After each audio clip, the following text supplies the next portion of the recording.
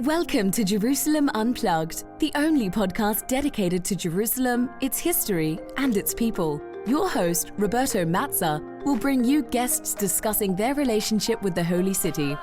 A journey through history, society, feelings, and hopes for the future. Follow the podcast on all social media platforms at Jerusalem Unplugged.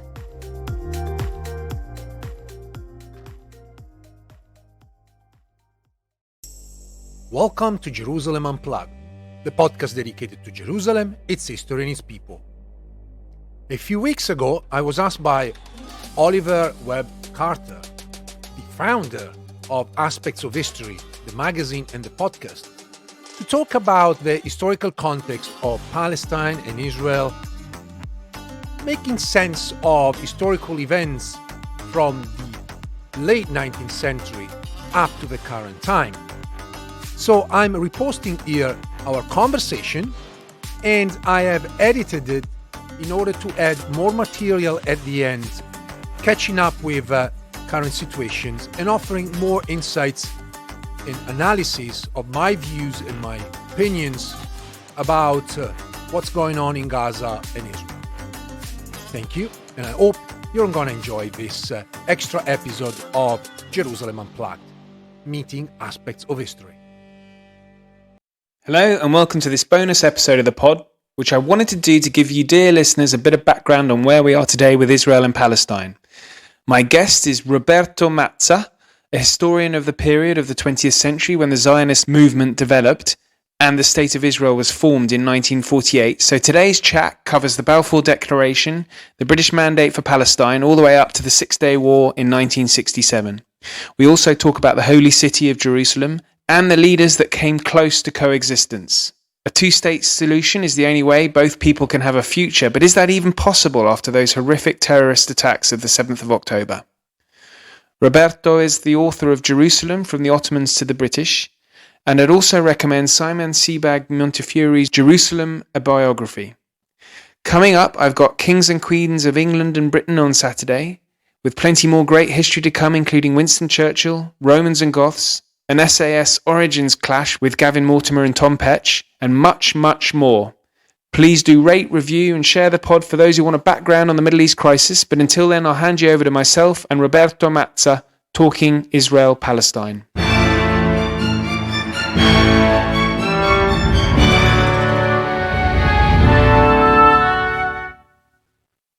Roberto Mazza, welcome to the podcast. It's a great pleasure to have you on. Oliver, thanks a lot, first of all, for the perfect pronunciations of my name, which often in English is butchered into something else, which I got used to, but that was wonderful. Thanks a lot.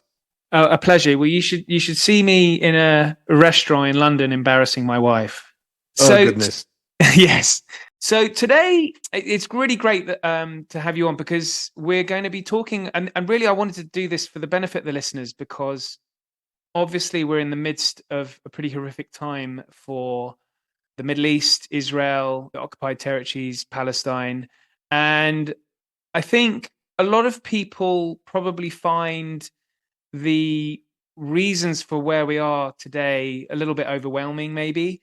And so it was great to have you on to just talk about how we are where we are. So for listeners, we're not going to go back to sort of 1000 BC here. I mean, we could if we wanted, but I think that would probably take about 3 hours at least.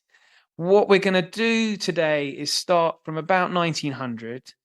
Roberto is a professor of the period. He's author of Jerusalem from the Ottomans to the British. So there's a link in the show notes for that.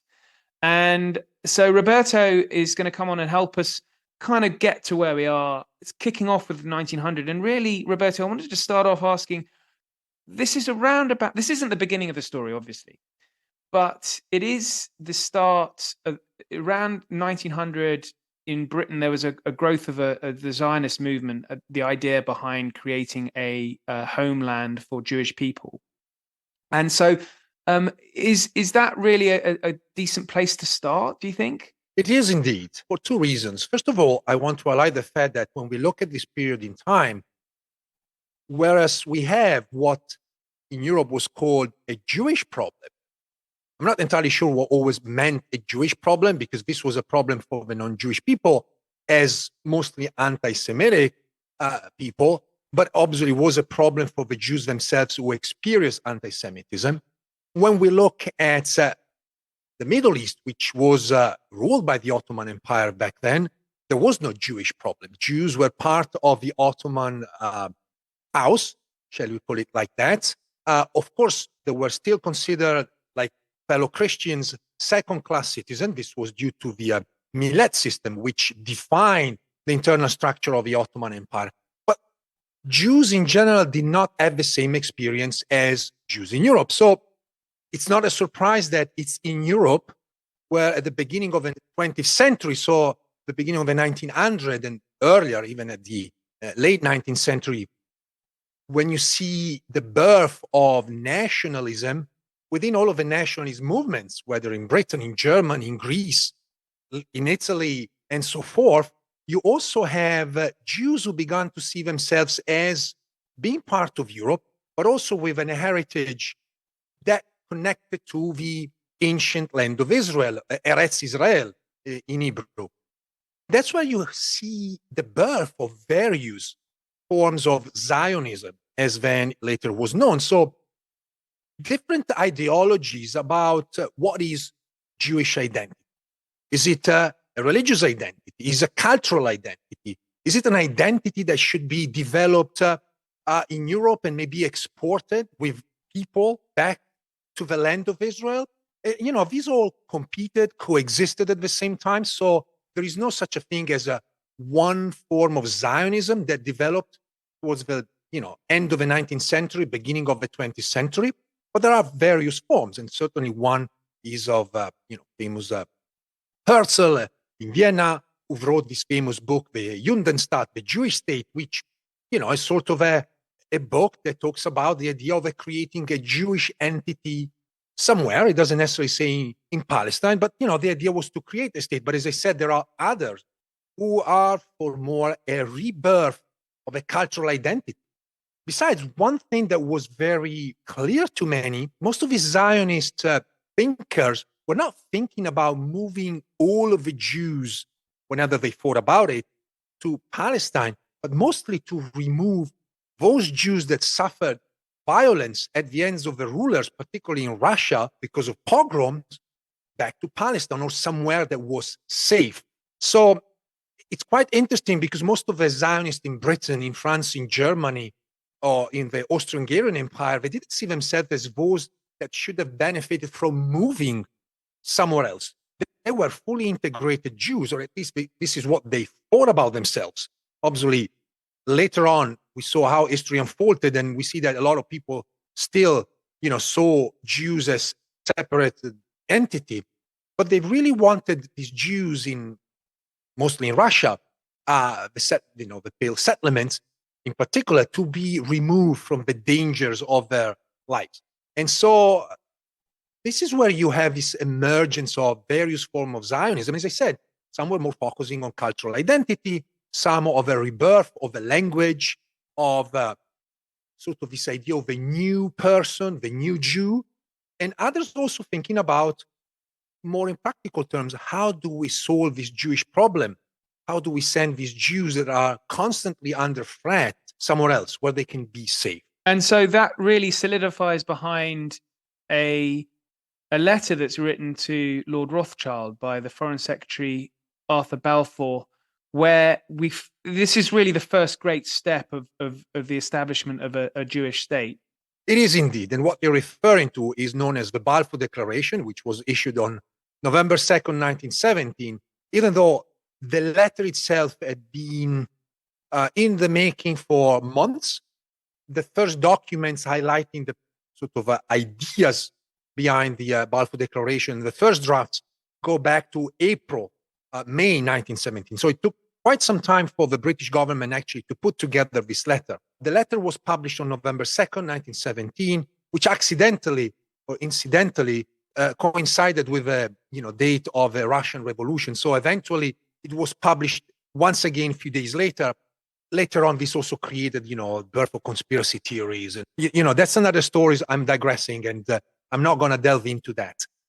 So during the war, the British engaged with a number of different actors, creating a sort of a inconsistent approach towards the Middle East.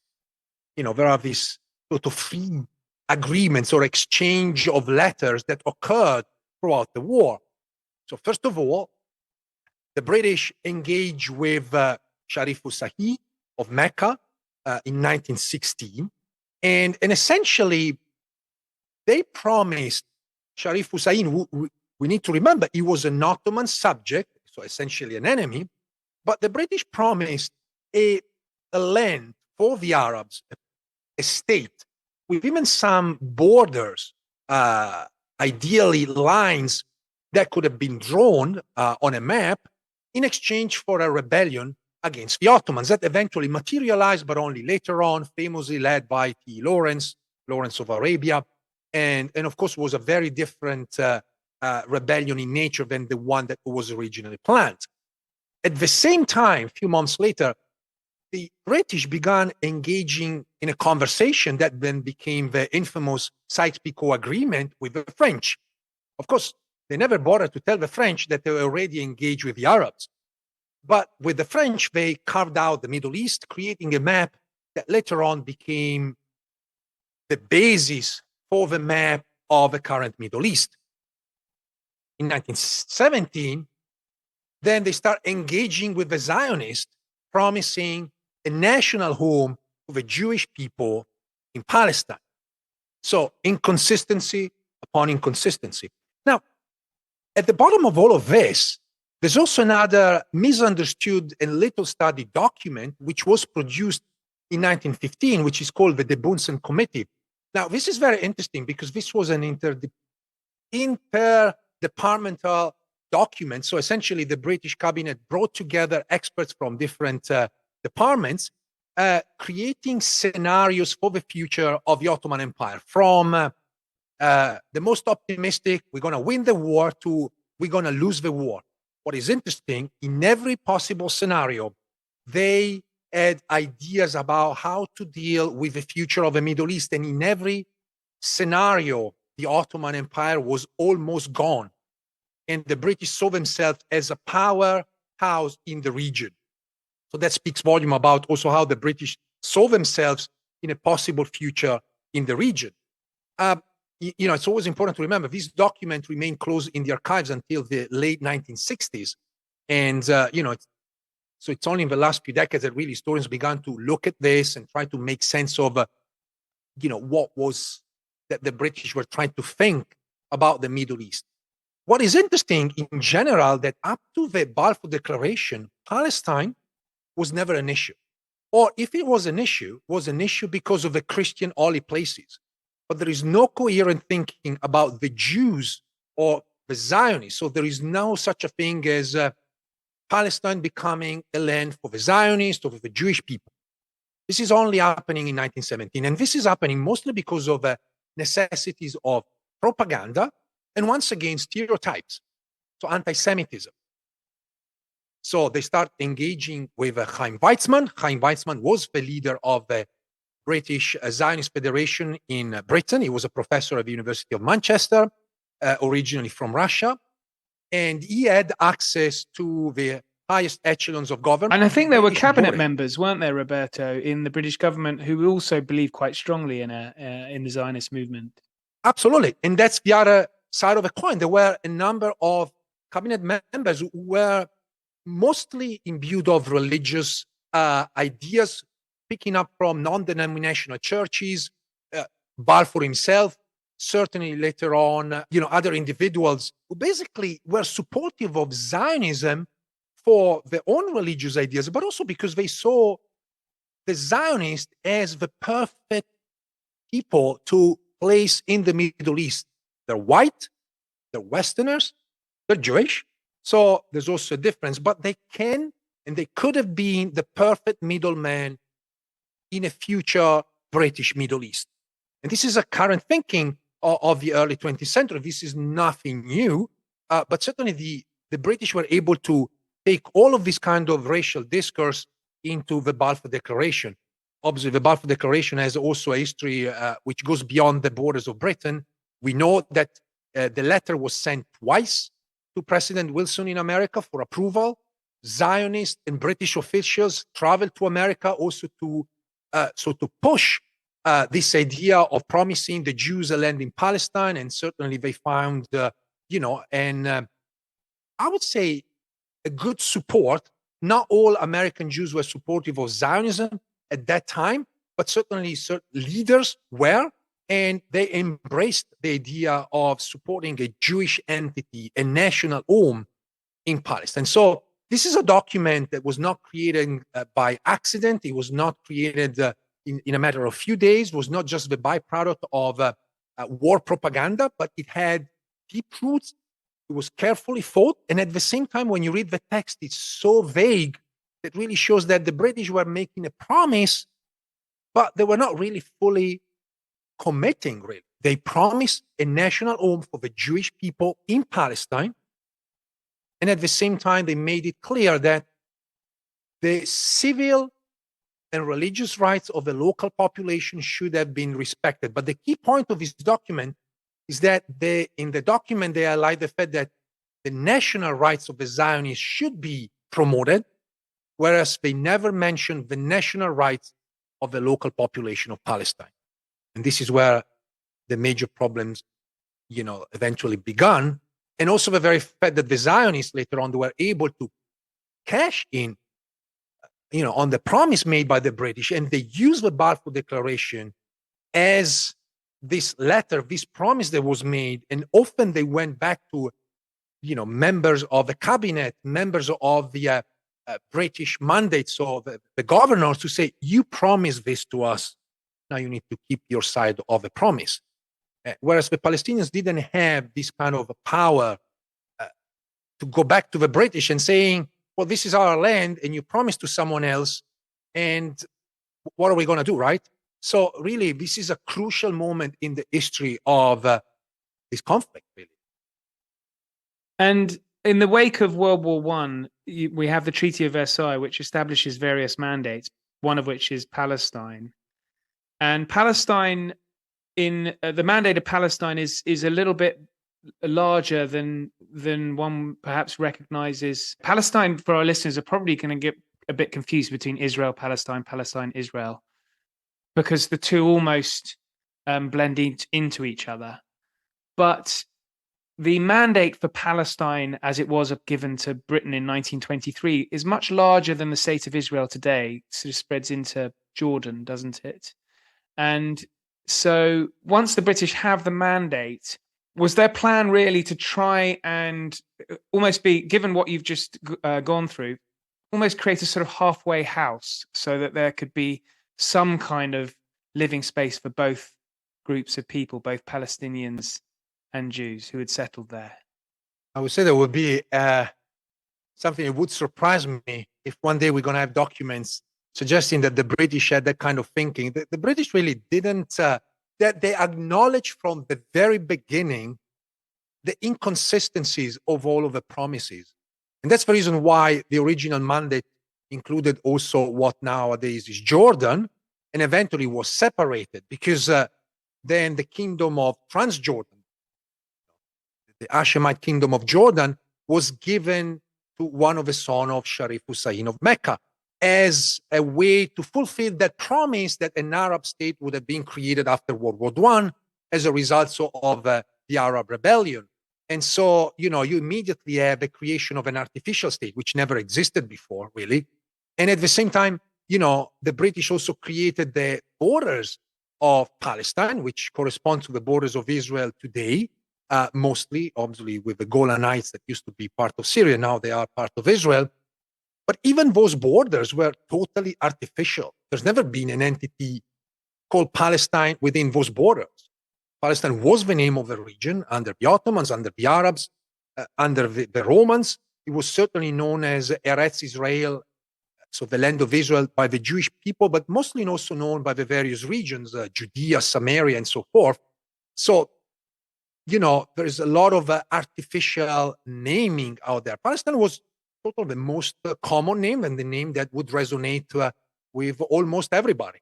what is interesting about the British mandate is that unlike the other mandates that were created following the, Versailles, and particularly the San Remo Conference of 1920, the other mandates in Iraq, and then the French obviously over Lebanon and Syria, French and British kind of ruled almost indirectly, the French more directly than the British, certainly.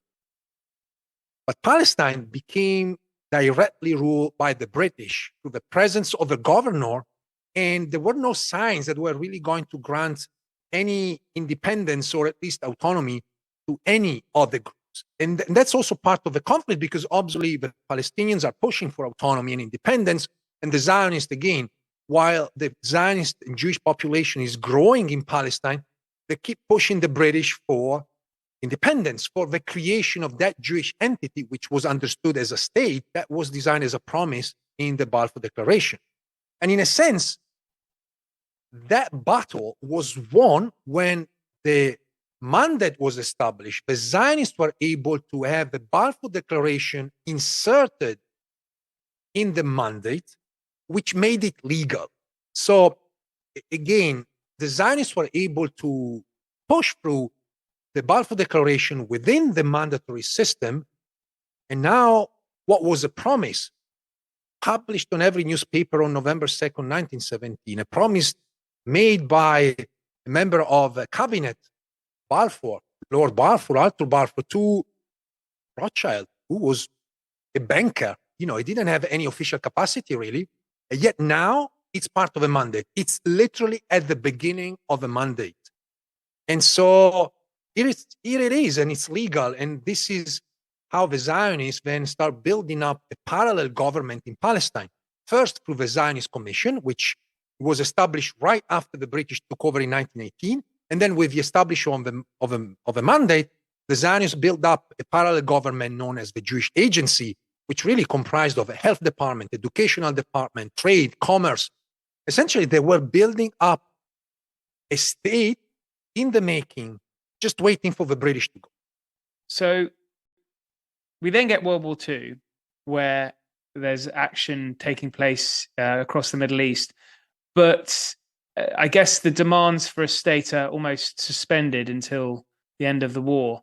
And then, of course, the Holocaust is something that's so horrific that I think we, of course, have to talk about, because it becomes, I guess it makes the requirement for a Jewish state, I guess the argument from the victims of the Holocaust, or those that survived the Holocaust, an argument for a Jewish state even stronger. And the West, which I think leading up to the Second World War, we've had authors on, including Roger Morehouse, talking about the anti-Semitism in Europe, beyond Nazi Germany, where the Western countries did not take in Jewish people or sufficient numbers of Jewish people. And so the new Jewish state is viewed as I suppose, the answer. And so really it'd be interesting to talk about the impact of the Holocaust on the creation of the state. Before I talk about it, I want to just, again, take a step back briefly.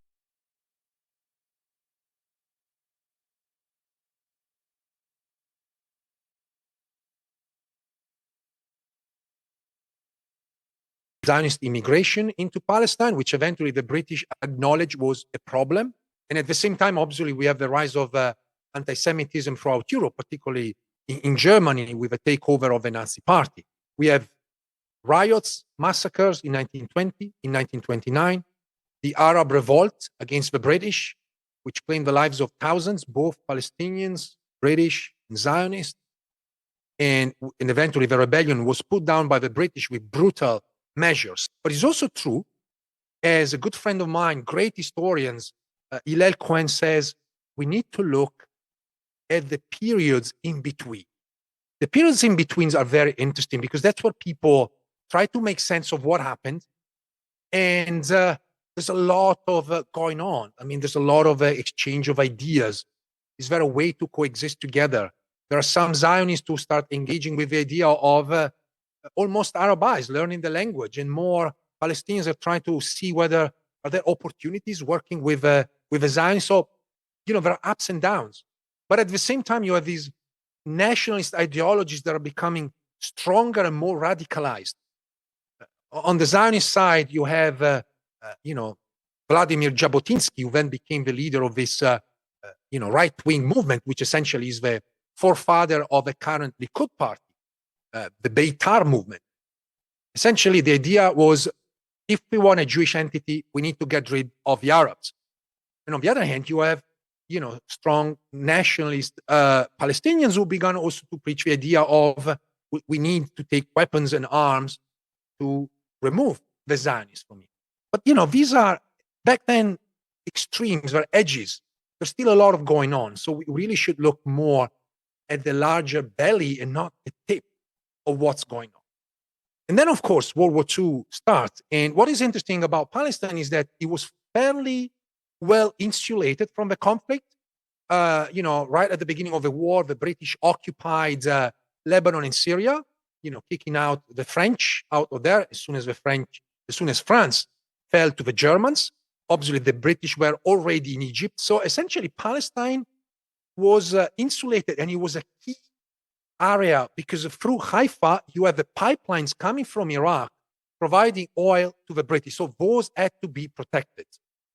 And at the same time, I think it's important to remember that both Zionists and Arabs, not in large numbers, many just remained in Palestine, but numbers of both Zionists and Arabs served with the British. Arabs just mixed units. The Zionists created their own unit. And I always like to remind this to students often that parts of the region where I grew up in Emilia-Romagna, northern Italy, were actually liberated by Zionist units, which always sounds strange because people always think about the British, the American, the local resistance. I'm like, yeah, you know what? Actually, it's interesting. Some towns and cities were liberated by Zionist units, and it's anecdotal, but I think it's important to show that the Middle East is not the main site of the Holocaust. Germany is, Italy is, Poland, Hungary, Romania. Certainly, is different the case of those Jews that were in Greek islands originally, under Italian rule, and then when the Nazi took over after the collapse of the Italian fascist regimes, those were almost entirely exterminated. I think it's important to highlight this difference because even the Jews that are from the Middle East have a very different memory and understanding of the Holocaust compared to those from Europe. And it's also important to remember that the Palestinians, the Arabs, are not and were never responsible for the Holocaust. Now, I know a lot of people, particularly on Twitter or X, as we're going to call it nowadays, who sometimes show the picture of Hajj Al-Amin Husseini, who's the Grand Mufti of Jerusalem, visiting Hitler, shaking his hands. And even in recent times, Prime Minister Bibi Netanyahu of Israel said, well, if it was not for some Muslim visiting Hitler, then the Germans would have not killed all of the Jews, which is... Twitter's just this kind of disaster for any kind of nuanced conversation, isn't it? Absolutely. Hajj Al-Amin Husseini visited Germany. This is true. Hitler, as we know from the reports of that meeting, was not even happy to shake hands with him because in the end, he's an Arab, he's a Semite. So this has to be clear. And the whole purpose of the visit was to basically ask the Germans to push the British out. This was an anti-British photo op, as we would call today. But it's also important to remember that Hajj Amin Husseini didn't have much support back in Palestine. A lot of Palestinians, you can read it through the press. Hajj Amin Husseini didn't have much support back in Palestine. A lot of Palestinians, you can read it through the press, the diaries, didn't really look at him with any interest. Obviously, there were those who supported his ideas to use also violence if necessary to get rid of the British and the Zionists. But we are in the middle of a war, and in general, Palestinians were supportive of this status quo. Obviously, there were already signs that, well, the war is going to end, something's going to happen. But that was, again, not in the ideas of many Palestinians back then. And so it was not really successful, but it's certainly used as a propaganda tool. Obviously, with the end of the Holocaust, those who survived, and there are amazing works that have been written about it, tried to go back to their houses. Those houses were gone or occupied by other people And remember, I always teach my students, remember that the last pogrom took place in Poland after the war. So the war for the Jews didn't end in 1945, January 27, with the liberation of Auschwitz, but actually continued because they couldn't find anything. And many, obviously, were now moving to Palestine. Some were Zionists, some were not. It was, as you said earlier, a safe place to go. But now the British are in trouble. They no longer admitting Jews. They understood that the Arabs were mounting a rebellion, even though you find interesting writings of many Palestinians being very sympathetic. They understand what the Jews went through. But they also say, we're not guilty of this. Yes, we can accommodate some. Let's try to find some solution. But there is a form of resistance to that. In the end, as many say back then, is you did it. European, you find this word often, you Frenchie. So, it's an old word to define the French from the Crusader period of time, but you Europeans are responsible. Prior to the Second World War, the British put limits on the numbers of Jews being shifted into Palestine. How did that change after the Second World War? Was that knowledge of the Holocaust mean that a lot more Jews were moved over? What were the populations we're talking about between 45 and 48? Well, we certainly have a growing population of Zionists throughout the 1920s, and even up to the moment when some white papers were produced and eventually Zionist immigration was tied to economic development. But at the same time, you find plenty of illegal immigration of Zionists into Palestine, which continued anyway. Even after World War II, obviously the British prevented Jews to go to Palestine. And, we have plenty of boats that are stopped on the way to Palestine, or when the Jews have arrived, they are then taken into new camps, sometimes redirected to other places, pushed to go to America, South Africa, other places. And again, because the British understand that, they can't manage, or they can no longer manage the growing discontent of the Arabs. And certainly this, migration of Holocaust survivors is putting a lot of pressure.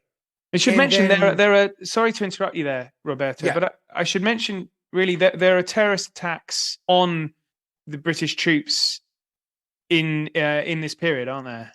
Correct. Mostly staged by Jewish militant organizations. Some of them, are recognized as terrorist organizations. Others, like the Haganah, which then became the Israel Defense Force, was recognized as a militia. But eventually you have, the Stern Gang and others who stage attacks against the British. And this is actually what led the British eventually to relinquish the mandate and to essentially claim that they were no longer able to rule Palestine. And, first they sent everything to the newly created United Nations, which then produced the famous partition plan for mandatory Palestine in November 1947. And essentially that's the beginning of the civil war, which saw, first of all, the three actors, so the British somewhere in the middle, the Zionist militia, Palestinian militia, and eventually that became open war upon the Declaration of Independence read by David Ben-Gurion on May 14, 1948. And obviously that's the beginning, also the official beginning of the war. Now the Palestinians understood that the British were leaving, and essentially they had been left with their own devices. And they also understood they were not capable alone to face that enemy. Now, this is like one of those debated issues. I'm not a military historian, but certainly it's true that the Palestinians understood that they didn't have the skills, the preparation, nor the weaponry to fight the war. And that's why you start seeing also appeals made to surrounding countries. So, Palestinians appealing to the Egyptians, to the Syrians, to the Lebanese, to the Jordanians, to the Iraqis, to receive help, which eventually will materialize in 1948, even though eventually they lost the war. But, there's also this kind of imbalance from the very beginning. In the face of the myth of David and Goliath, it's also true that the Zionists mostly because many of them served in the British Army, and so they had acquired military skills, and at the same time they were able to import guns and weaponry coming from Europe right at the end of the war. Again, sometimes intermixed with a human cargo. So while they were taking Holocaust survivors, were also taking weapons. But you also asked about population. I think this is very important. Still, by 1948, the largest majority of people in Palestine are Arab Palestinians, Christian Muslims. Obviously, the Jewish population has increased by then, becoming an important factor, almost 40% of the population, but they're still a minority. And as I said, many are fresh migrants from Europe. There's another set of migrants that will arrive later on, and these are Jews coming from the Middle East, mostly as a result of the creation of the State of Israel and the state of war of 1948. But again, that's a different story. Well, what's interesting is if one looks at the map of Israel today, it's very different to the map of 1947. And obviously the map changes over a series of wars in the next few decades. But I just wanted to just talk a bit about Jerusalem, because I think that's something that it's a hugely important symbolic city for Christians, Jews, and Muslims. And Jerusalem is effectively divided by the United Nations at this time, isn't it, Roberto? Well, Jerusalem is divided in 1948 as a result of the war and the armistice that was signed later on in 1949. So what we have a creation of a green line, which is then dividing West Jerusalem. Technically, it's not the West, but it means it's west of the green line, which is under Israeli rule, and then East Jerusalem, which is then under Jordanian rule. And East Jerusalem includes also the old city of Jerusalem, where the largest majority of religious buildings, institutions, and symbols are contained. Many are also outside the old city, but obviously the old city is this large box filled with religious items, as sometimes I call them. Now, what happened to Jerusalem? Essentially, between 1948 and 1967, Jerusalem is very much like Berlin. There is no wall, but there are fences, barbed wire separating the city. There is one gate, Bandermau Gate, that gives a possibility to access, the west from the east and vice versa, the east from the west. So it's the only port of entry or exit, which is open occasionally for a variety of reasons. And essentially, the two cities develop in complete different ways. West Jerusalem becomes a modern city. There's nothing really historical other than a few buildings.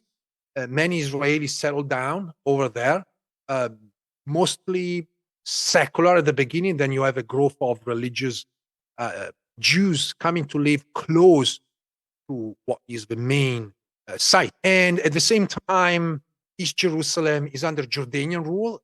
It's actually experiencing an interesting period of time. It's a very cosmopolitan city back then. It's open for tourism. The Jordanians are opening the city. This is a moment where you have the opening of numerous hotels, sort of places that could be rent, staying or long stay, restaurants and services. Many Europeans travel to the old city of Jerusalem. And it is a city that develops, again, almost independently from West Jerusalem, in a sense that the connections are minimal. But there are connections. And these are very interesting because, this is what historians have been working in recent times. People talk to each other by the fence. We now know of many people that were, expelled from different places of Jerusalem. There were areas of West Jerusalem inhabited by Palestinians who left. And obviously the old Jewish community living in the old city had been expelled too. But what is interesting is that the Israeli government began to settle Arabs in some areas of West Jerusalem. And sometimes these Arabs began to talk to Palestinians across the fence. They speak the same language. They're curious to know each other.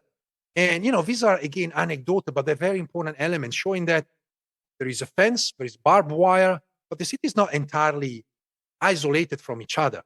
but they do follow different developments indeed. And in West Jerusalem, there is a growing sense of curiosity about what's on the other side, right? Because again, particularly for the Jews in West Jerusalem, the other side, it means the Western Wall, the old city of Jerusalem, the very center of Jewish spirituality. And as I said, on the side of East Jerusalem becomes, as I said, fairly cosmopolitan, but that doesn't mean the Palestinians feel Jordanians, nor they see themselves as being part of Jordan in the long run. Actually, this is a moment where a lot of publications are being published, where they still, making a point, like, we're still Palestinians. This is temporary, despite the fact that the Jordanian extends citizenship to many Palestinians. And they even try to make Jerusalem a second capital of Jordan. The king visits often Jerusalem, displaying his affection for the city. But many Palestinians are like, hold on a second, we're Palestinians. This is our city. Now we are in these situations. We don't know what's going to happen next. But it's also true that the city, as I said, develops. And remember, this is also the place where, you have international visits coming through. So Jerusalem is experiencing these 20 years between 1948 and 1967 of diverse development, division, small but still relevant communication between the parts, which then ends dramatically in June 1967, when the Israeli IDF forces take over the city as a result of the Six-Day War, and they move into the city. And dramatically, the first thing they do is to demolish the Maghrebi Quarter, a quarter that was built in the 11th century and had been in existence for almost 1,000 years, right in front of the Western Wall, in order to create what we all know, this iconic image of the Western Wall Plaza, where all of the Jews and visitors go and pray against the Western Wall. But we need to remember there was a neighborhood right there, inhabited by Moroccans, Maghrebi, as Moroccan Muslims, who had been there for literally almost a millennia. And this was demolished overnight. So it was a dramatic entry. And at the same time, again, it's very interesting to listen to Jews who, moved to visit the city with curiosity. This is also the moment when, once again, I want to mention my friend, colleague, Hillel Cohen, who was a child when, this happened, and he went to visit the old city. And in an interview that I had with him, he was talking about how he was like, curious about the other side. But this is also the moment he understood as a child that there were other people speaking another language there who he knew nothing about. And eventually became curious, and he became an Arabic speaker and a scholar. But at the same time, this is a dramatic moment because, this is also about sovereignty, it's about possession of holy places. And this is the moment where this major religious war really began, about who owns what. You also have a beginning of this religious conflict, which involves ownership and claims over this tiny, very complex area, the Western Wall, which is against the Haram al-Sharif. So this sort of hills with all of the Muslim holy sites, the third holy site in Islam. And, this is a conflict that's been going on ever 1967, essentially. Any reasonable person, particularly looking at what's going on today, wants peace. Was there a moment between 48 to 67? And I know we haven't gone into too much detail about sort of around 48, the war in 48, where I think is now called the Nakba, this driving of Palestinians away from their land and then leaving them in various places that I'm going to put a few links in for listeners so you can see the maps. It really helps. But what I wanted to ask was, even with that knowledge of the dispossession in 48, was there a period ever between that and the 67 war, which now, when the Israeli Defense Force moved into what is now known as the occupied territories, was there a period where that could have been the lands that people had could have it could have been a long-term solution, despite the fact that in 67 Israel went to war with Jordan, Egypt, Syria, and Lebanon. Now, as historians, I should be very careful to say categorically yes or no. But I feel, given the evidence and obviously the history that we know, that a safe answer is no. There is no window between 1948 and 67, and for a variety of reasons. One, because the Israeli didn't have any interest in essentially changing, the direction. I mean, maybe they wanted peace with the surrounding countries, which is true, but they were not interested in, readmitting the Palestinian refugees. That would have changed the demographic balance. So that would have been absolutely impossible for the Israeli to sign any peace agreement with the surrounding countries, Lebanon, Syria, Egypt, Jordan, because that would have meant to essentially respect the UN resolution that allowed for the return of the Palestinian refugees. But it's also true that Egypt, Syria, Lebanon, Jordan, they didn't have much interest to change the status. And again, they might have been interested in signing an agreement with Israel, but eventually, for the Jordanian to control the West Bank was, sort of a positive, thing for them, because they were in control of the most economic productive area of Jordan. So, economically speaking, it made sense for the Jordanians to keep the West Bank under control.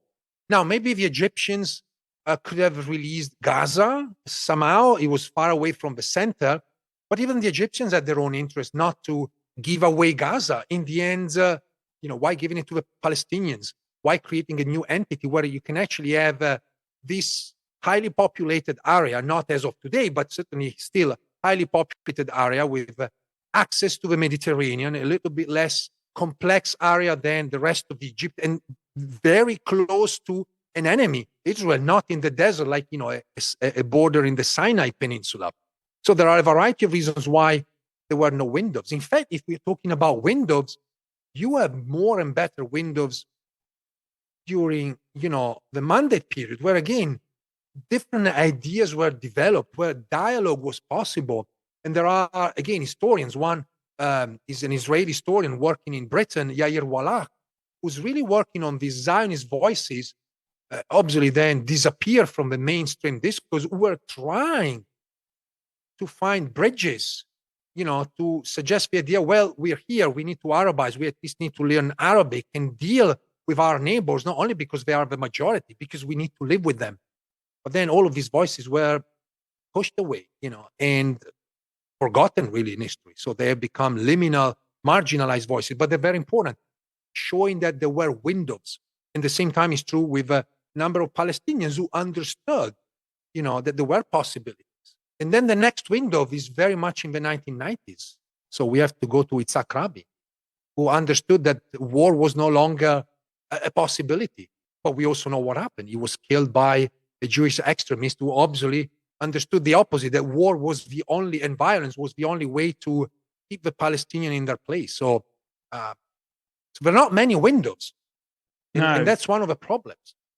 The windows open, and when they open, we all very happy, particularly in the West, or like finally, but we often misunderstand what it means, a window for peace for the Palestinians and Israelis in Palestine and Israel, which may be very different from our understanding. We would love, to sign a peace agreement on the spot. Think about, President Trump, who thought about the Abraham Accords as like, well, we sign agreements with Arab countries between Israel and, the Gulf and the neighboring countries, and then that's it. The Palestinians are happy. Or they're isolated, so they've got nowhere to go. Right. Exactly. And so you want to push them under the rugs. And this has been, a constant in the past 7 decades, essentially after 1967. But we know that it's just not simply going away. Many Israeli commentators, even in the past few days, wrote extensively about it. If we thought that the Palestinians could simply disappear, then we were deeply wrong. And you can find plenty of articles on Haaretz and even the Jerusalem Post they are exactly pointing out that there have been mistaken ideas about this point. So do you think the issues have been left to, I mean, we see that in Gaza, you have Hamas in control. In the West Bank, the Palestinian Authority. And then on the border of northern Israel and southern Lebanon, you have Hezbollah in control. And then in Israel, we have quite a right-wing government, in particular with some very right-wing individuals in the cabinet. Are we now at the point where we've left, there is no center ground anymore, and these attacks that we've seen most recently, with your historian's hat on, we're now at the point where there are so many extremes, the cycle of violence will continue, and peace is as far away as it will ever be? That would be a good assumption, even though with my historian hat, actually, I believe that this is a moment where a window can be open because the stakes are so high for everybody. That would be the moment to sit down, bring your own bags, because you can't ask all of these people not to bring their own bags, their claims, their pain and suffering, and then observe even their ideas.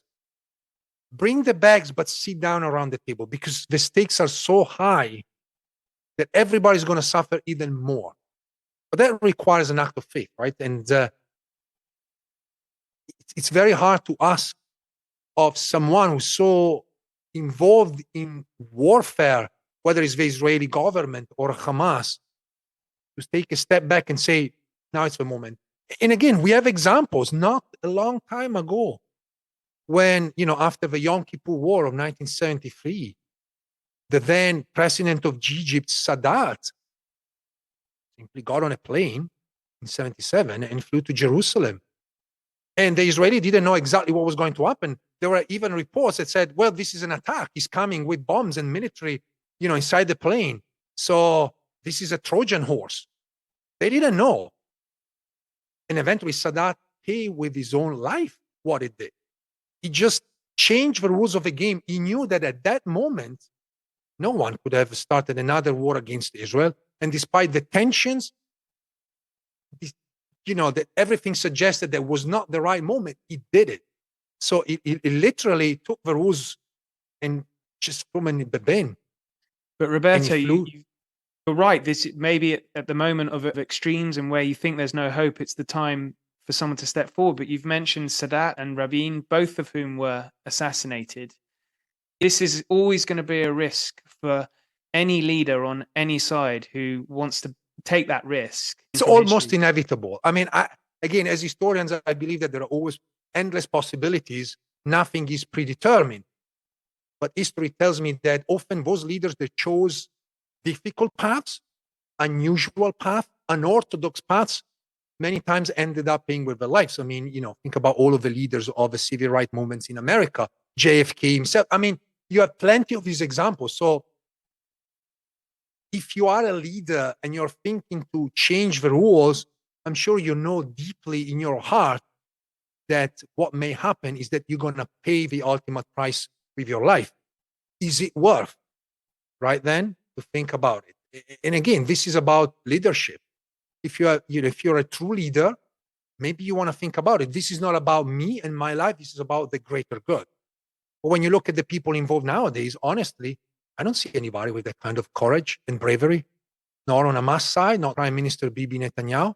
And the PA, while not directly involved, I don't see either Mahmoud Abbas, taking that stand. And so we don't have that kind of leadership. And yet the window, it's fair, that could be a possibility, right? But it's very hard to think in those terms. I mean, really, given the current situation, given what's going on, do these leaders really care about civilian lives and the population? Sometimes this is the question we should ask, because when we see this, as you call it, an endless cycle of violence, it feels like really they don't care too much about civilian life.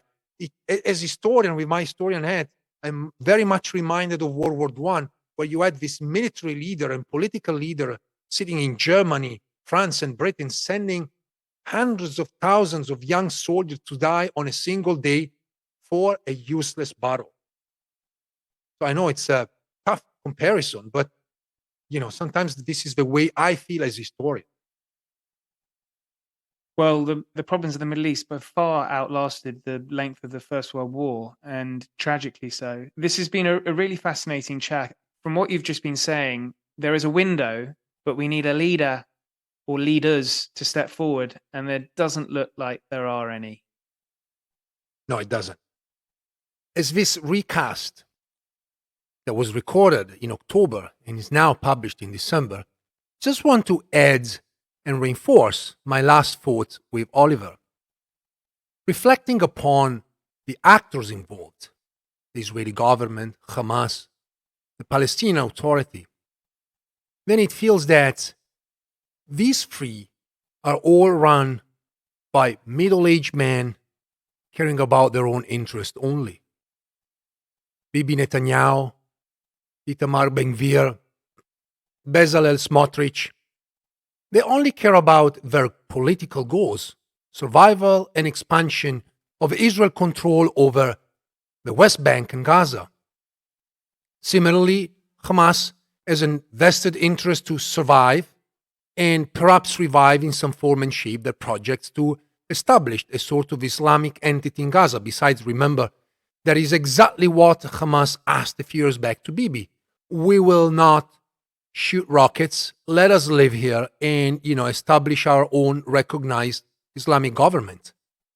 Does that mean they care about the local Palestinians? Not really. It's enough said to look at all of the various surveys carried out before October 7, where the largest majority of Palestinians did not support Hamas. Even though some of them will probably receive some sort of a stipend and salaries. But yet, when free to express themselves, it's obvious that Hamas was and is a dictatorship.